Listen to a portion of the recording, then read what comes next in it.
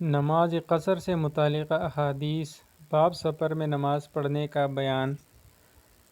ترجمہ۔ اور حضرت نافع فرماتے ہیں کہ حضرت عبداللہ بن عمر رضی اللہ عنہ اپنے صاحبزادے حضرت عبید اللہ کو رضی اللہ عنہ کی سفر کی حالت میں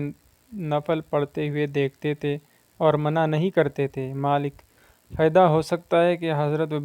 عبید اللہ سنت موقدہ پڑھتے ہوں گے، یا یہ کہ وہ اس اعتقاد کے باوجود کہ سفر کی حالت میں نفل نماز کو چھوڑ دینا جائز ہے، اگر وقت میں وسعت دیکھتے ہوں گے تو دوسرے نوافل پڑھنے لگتے ہوں گے۔ لہٰذا اس مفہوم کی صورت میں حضرت عبداللہ بن عمر رضی اللہ عنہ کے بارے میں اس روایت کو جس میں مذکور ہے کہ انہوں نے اپنے قافلے کے لوگوں کو سفر میں نفل نماز پڑھنے سے منع کر دیا تھا۔ دیکھیں حدیث نمبر 60۔ اس بات پر محمول کیا جائے کہ انہوں نے یہ گمان کیا ہوگا کہ وہ وظائف مثلاً نوافل وغیرہ اس قدر لازم ہیں کہ انہیں سفر کی حالت میں بھی نہ چھوڑنا چاہیے، حالانکہ ایسا کوئی حکم نہیں ہے۔ اس لیے حضرت عبداللہ بن عمر رضی اللہ عنہ نے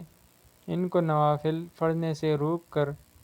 ان کی اس گمان و خیال کی تردید فرمائی، کیونکہ اللہ جل شانہ تو اپنے فضل و کرم سے مسافر بندہ کے نامہ اعمال میں اس عمل کا ثواب بھی لکھتا ہے جو اس قسم عبادت حضر ہو، یعنی اپنے گھر میں کرتا تھا، ورنہ تو جہاں تک نفس نماز کا تعلق ہے، اس سے بہتر کون سی مشغولیت ہو سکتی ہے،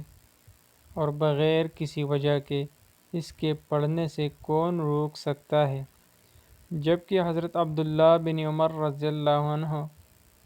خود جانتے تھے کہ نماز سے روکنا کوئی اچھی بات نہیں ہے۔ ارشاد ربانی ہے: بھلا تم نے اس آدمی کو دیکھا جو منع کرتا ہے، یعنی ایک بندے کو جب وہ نماز پڑھنے لگتا ہے